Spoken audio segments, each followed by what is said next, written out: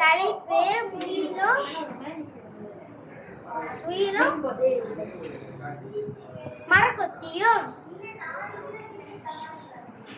முயல்கள் அம்மா அம்மா என்று கத்தி வீட்டிற்கு சென்றார்களாம்.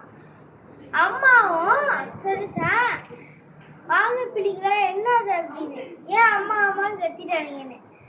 அப்பமாதிரி சொல்லிச்சா, அம்மா எனக்கு ஒரு கேள்வி, எல்லா வீடுகளும் ஒசரமா இருக்காங்க, நம்ம மட்டும் குட்டியாக இருக்கும் அப்படின்னு கேட்டுதா. அதுக்கு அம்மா மயில்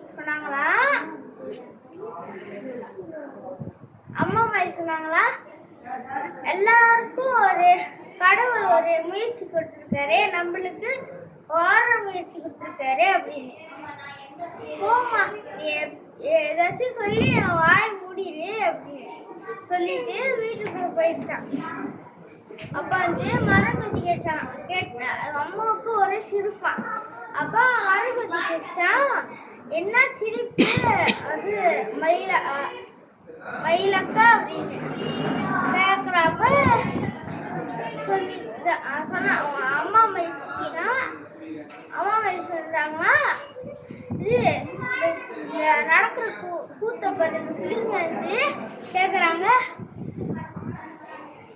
இந்த பிள்ளைங்க கேட்குறாங்க, ஏன் நம்ம மட்டும் குட்டியா இருக்கும், மற்ற பிள்ளைங்கெல்லாம் உயர மாட்டேங்க அப்படின்னு. அப்போ மரக்கொத்தி செஞ்சா, ஏதாச்சும் ஒரு சொல்லி பிள்ளைங்க இது ஆடுதல் படுத்தினா அக்கா அப்படின்னு. அப்போ சொல்றப்ப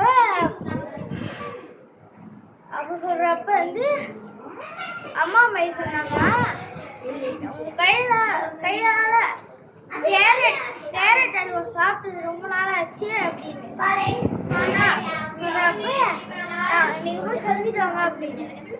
அப்ப மரக்கொத்தி சொல்லிட்டா, நான் போறேன் அப்படின்னு.